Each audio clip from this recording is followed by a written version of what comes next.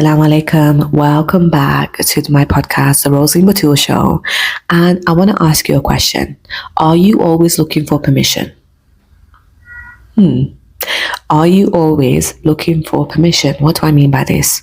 Are you always looking around at people, at women who are successful, comparing yourself to these women, and then saying to yourself, well, it may not ever happen for me, or it's not in my destiny, or it's easy for her, it's not for me? Or do you often ask people for advice and never take it? Like, you have a situation going on, you call your girls and you ask them for advice, or you call your parents, whoever you feel that you can trust their advice, and you listen, and then you don't take the advice? Or do you often look for people to validate you? Like, you're always looking for that validation. You're always looking for someone to tell you what to do because you are so afraid of making a decision yourself.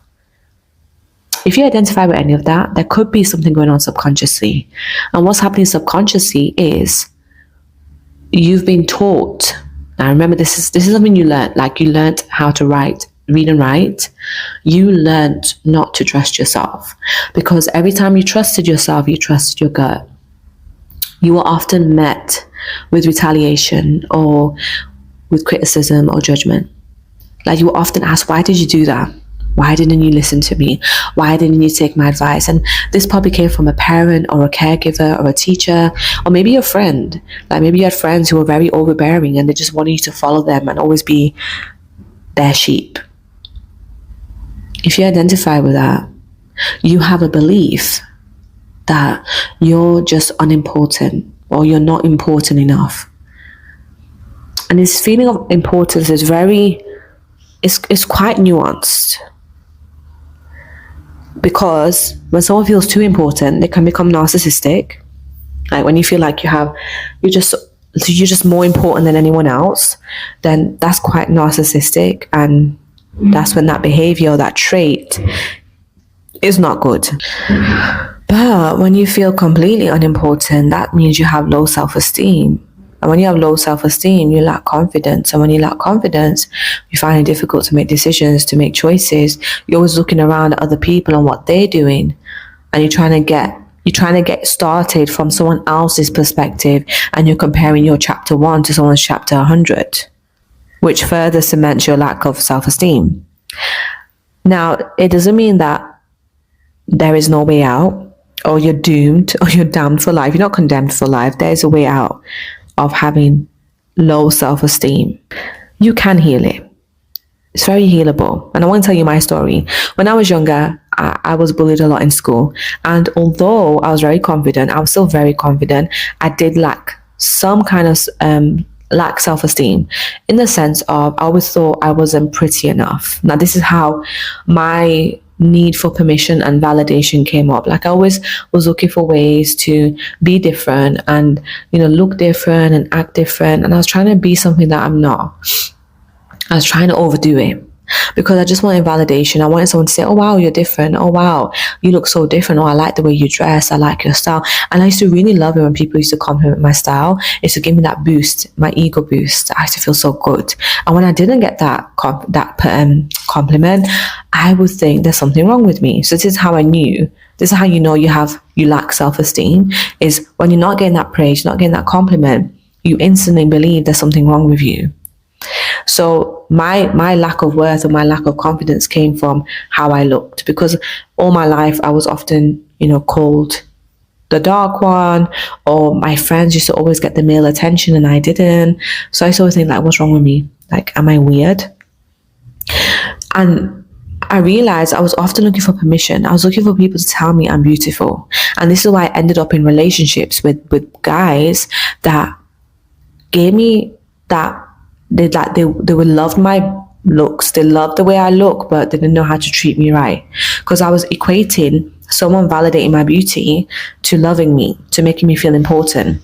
I believed that, oh, if this person likes the way I look, then they must love me, or they must find me important. But really, that was not the case. The way they treated me was really bad. But that's because I was treating myself badly. I had a really bad inner voice. I was very critical of myself. So they were just reflecting what I was saying about myself. the lack of self-esteem that I had, the low confidence that I had in my looks, they were just reflecting that. But I thought that was love, because in the end, the kids still kept saying, you're beautiful. And like their friends were jealous of them dating me. So in my mind, I was thinking, oh my God, I must be amazing. Like I must be so beautiful because this guy likes me and his friends are saying that and blah, blah, blah. But really, I was being treated badly. But because I was treating myself badly, I didn't realize I was actually being treated badly. I thought that was normal. Because remember, whatever you say to yourself or whatever lack of self-esteem that you have or that critical inner voice, you are so used to it that when someone treats you that way, you're just like, yeah, that's normal because I talk to myself that way. Like, duh. I talk to myself that way. So it feels normal. It feels like home. I recognize this feeling. When they're talking down to you, it's just like, yeah, this is what I do to myself anyway. So it's not a big deal. And you may find yourself doing this as well, that you put up with a lot of stuff for that little bit of praise. You put up with a lot of stuff. You put up with a lot of bad behavior with friends, loved ones, maybe your husband, maybe someone's courting you, a potential husband. You ignore the red flags because of that one thing that they are giving you that you just don't know how to give yourself. Like they're giving you that feeling of validation. They're giving you permission in one area of your life that you just didn't know how to overcome. You're getting it from that person. That's what creates that trauma bond. So I want to do an exercise with you that's going to help you just identify what's exactly happening in your mind, because when you're running on autopilot, it's kind of hard to figure out what's happening in your mind. Like you can listen to the podcast, you'll be like, yeah, I get it. I do that. Now what? So here's what you're going to do. You're going to answer these questions and they might be a little bit painful, but I want to invite you to welcome the pain, because pain is good. It's not necessarily bad. Wanting to cry, wanting to get angry is not a bad emotion. I don't want you to label your emotions as bad. Pain is good, okay? When you feel pain, it means you're becoming aware of something, and awareness creates healing, right? So this is the first question you're going to answer. What don't I like about myself? Or you could ask yourself a better question. Why don't I like myself? Why don't I like myself? I want you to answer that question. Why don't I like myself? And I want you to be honest. I want you to be honest with yourself. This is like, no one knows what you're writing down. So don't think you're writing the wrong or right answer. Let whatever comes to your mind just come to your mind and let it spill out onto the paper. Just write it out until you stop. Now you may feel yourself feel really hurt and upset when you're writing this out, but I want you to remember this. This is not your voice. This is not your thoughts. This is someone else's thoughts that has been programmed into you. Like your mind is like a computer. It's like your phone. When you download an app, the app will stay running in the background. You may not see it because you don't press it, but it's running in the background. That's why it's draining your battery, right? And you know when your phone will say, shut down these apps to save battery. So it's the same thing with your subconscious mind. You have programs running in your subconscious mind that you may not be aware of, but they are running in the background. Okay? So the second question I want you to ask yourself is, why am I unimportant? Why am I unimportant? And I want you to let your mind just do the thinking, do the talking. All you're doing is writing. Okay, I want you to imagine that you have no control over your hand. You're just going to write everything out that comes to your mind until you go blank. And again, you may feel some pain. That is absolutely normal. Okay? And then I want you to flip the page over. And I want you to write now, why do I like myself? Why do I like myself? Now, you may struggle with this a little bit, or you may find it a little bit harder to come up with an answer. But that's okay. Take your time. You're probably not used to liking yourself. You're not used to speaking good about yourself. That's fine. Okay. I don't want you to judge yourself. Like, you're very good at judging yourself. This is not the time to judge yourself. Okay. So why do I like myself? Write it down. And you're gonna come up with some stuff like, oh my gosh, I actually like that about myself. Like, things that make you cringe, you're gonna like it. Like, I remember when I wrote down, like, what do I like about myself? I wrote, I love my skin tone. I like it. I never have, like when I was younger, I was called the darker one because my sisters were white, like they're really fair. But I never disliked my skin tone ever. I just pretended not to like it just to make them happy that, oh yeah, you know, you're winning and you're making me feel bad about myself. But deep down inside, I loved my skin tone. I used to go for tans. I used to go on tanning beds. Well, not go on tanning beds, but I used to get spray tans, cake and bake. And I used to love it. I used to be dark every summer and I enjoyed it. I loved it. But no one could get it. No one could get it, like why I loved my skin tone. But it's just because genuinely I liked it. I never have wanted to be lighter in my life. I always want to be darker. So this is something that I found about myself doing this. Oh my God, I actually do like myself. So let that come out. Whatever is coming to your mind, just let it out. Don't think about it. Don't judge it.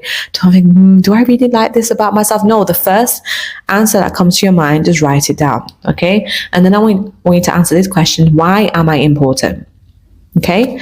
Now, once you answer these questions, I want you to start reading them. So you're going to flip it back over and read why don't I like myself and why am I unimportant? You're going to read those two questions, the answer, and you're going to absorb it. You're going to process it. And when you're processing it, you're just going to remind yourself that, you know, this is what I need.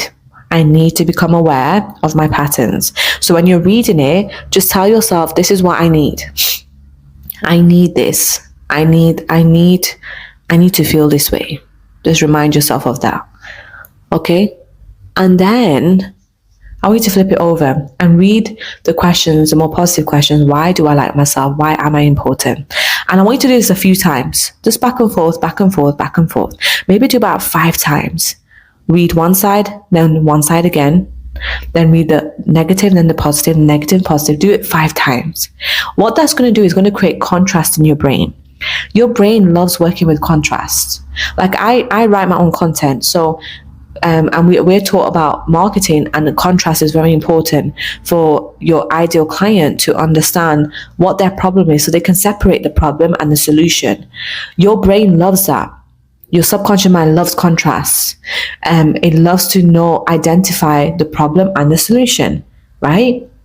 So when you're doing this, your mind is going to be absorbing all memories. Like you're going to be able to identify memories in your subconscious mind that you probably haven't thought of before. When you're reading the negative side, you're going to remember things in your childhood or in your early teens or adulthood. You're going to remember stuff, and then when you flip over to the positive side, you're going to remember stuff too. Okay. Now, once you've done this like 5 times, I just want you to sit there. I want you to just close your eyes, and now I want you to ask yourself, what do I want? What do I want to feel? Do I want to feel negative about myself for the rest of my life? Do I want to repeat that story of why I don't like myself and why I'm unimportant? Like, ask yourself that question. Do I want to repeat it? And here you are presented with a choice. This is your power. You now have the choice because you become aware of what you're telling yourself. You've become aware of it now. Now you have the choice to either say yes or no. And this is where permanent healing begins. Because when you become aware and you make the choice of yes or no, you are telling yourself, I'm aware of it. I know what I'm doing. I know why I'm doing that now. So if I do it again, if I tell myself that again, I made that choice, it's me. It's me that's doing that to myself now. It's no one else. It's not when I was 5 years old, it's not my parents. It's not that bully. It's not that friend. It's not my ex-husband. It's me. I'm making that choice now. And I promise you, this is so powerful. It's such a powerful way to think. Like, oh my gosh, I know the story that's in my mind that I've been playing since I was a little girl. Do I want to feel that way? Do I want to continue it into my later years until my deathbed? And what you can do as well, you can imagine you're on your deathbed and you can imagine that you kept that story, that negative story until your deathbed. I want you to imagine what your life is going to be like. This is contrast. Imagine what your life is going to be like. Just imagine. Really imagine you're on your deathbed, you have your loved ones around you. Or you may not have your loved ones around you because you kept thinking negative of yourself. What kind of life did you live? What was your house like when you kept thinking negative of yourself? What were your friends like? What was your love life like? What was your finances like? What was your health like? What was your relationship with God like? Did you make decisions towards your dreams, or did you put your dreams on hold? Like, really feel into it. Really believe it, that it's happened. Want you to believe that you're on your deathbed and you've lived the life of that story of feeling like no one likes you, feeling like you don't like yourself, and feeling unimportant. What kind of trajectory would you have in your life? What kind of life would you have lived? And now I want you to imagine you believed you were important and you believed that you liked yourself. What kind of life did you live? And feel into that. Now I want you to identify the feelings. The first one, when you are on your deathbed and you've had a negative life, you had negative thoughts, what feeling do you have? What feeling is coming up for you? Describe it. Feel it. What's the feeling? It could be regret, shame, guilt, anger, sadness, loneliness. And now I want you to flip it over in your mind and think about living a life where you loved yourself, you felt important. How did you feel living that life? It's the feeling you want. It's not the thing that you want. It's not the dream that you want. It's the feeling that comes with it. The feeling you want.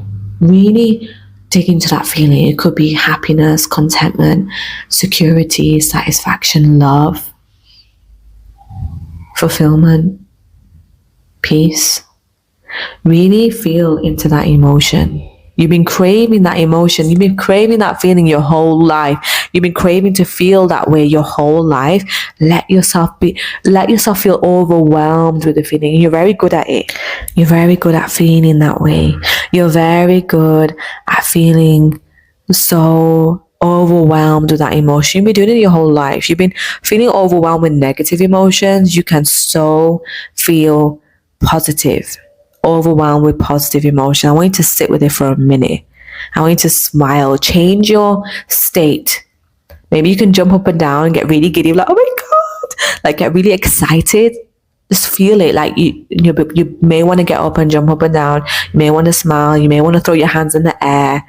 You may want to, like, your body just wants to react. Let your body react to it, because then you're cementing the feeling in your body.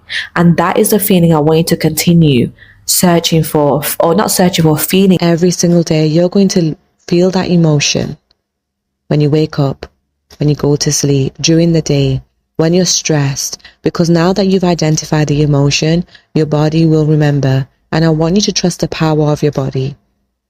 So whenever you finish stress, let's say, I want you to go back to the emotion that you felt.